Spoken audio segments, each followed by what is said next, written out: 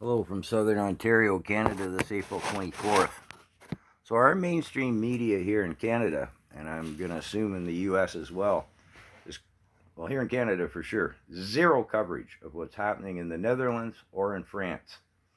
I don't think I'd be amiss to say they've been protesting in both places for a year now.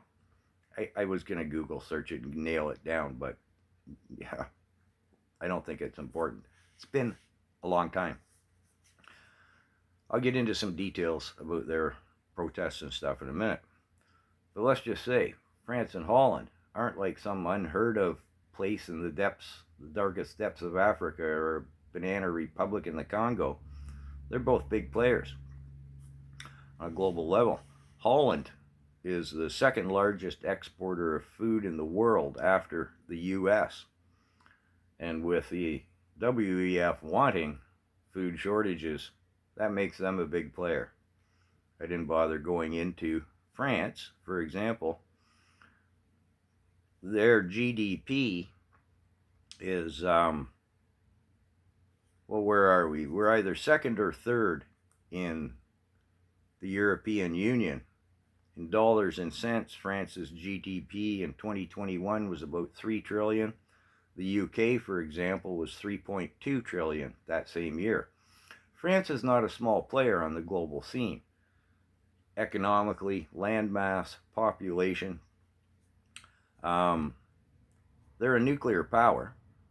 In fact, they're the only member of the EU, the European Union, that is in possession of independent, that meaning non-NATO nuclear weapons. They're a big player in the world, France. Don't discount them. And again, neither is Holland, for the aforementioned reasons. Now, the Holland's farmers' protests over the last, I'll just say months and months, could more accurately be at many points called rioting. What it's all about, of course, very briefly, the WEF wants to confiscate over 3,000 farms, and they want to build, this is openly stated, you can see it on their website, they talk about it, they want to build a giant 15-minute city that sprawls out not only from the Netherlands, Holland, but into the neighboring two countries. This is not an ill-kept secret. This is an open fact. Now, France, they've had millions of people in the streets, and a lot of it could be called rioting, not just protesting. Millions of people for months. The streets are buried under mounds of garbage. We don't see this on our news because the unions are protesting the government. Trains, transit, and traffic are all in a disarray. Police and civilian clashes like daily, with plenty of use of tear gas and injuries and arrests aplenty. This is big, big news.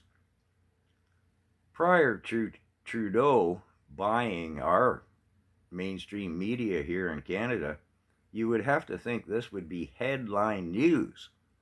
You know, join us at 6 o'clock this evening as we, report on what's happening in France today as they burn stuff in the streets. And, well, you know where I'm going with that, right?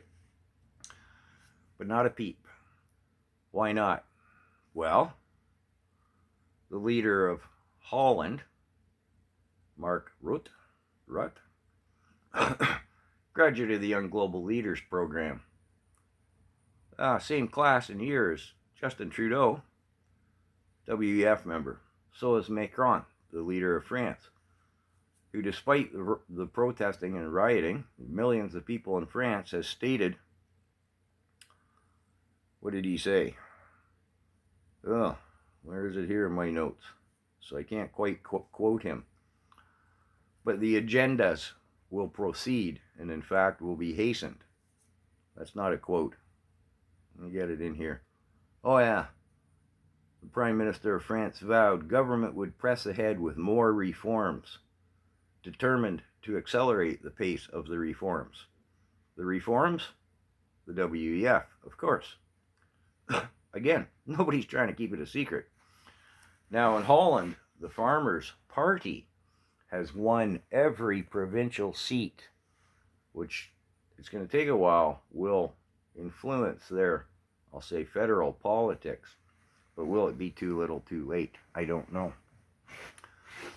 Meanwhile, our mainstream media again says nothing, and we pay for them to say nothing on our taxes. How you liking it?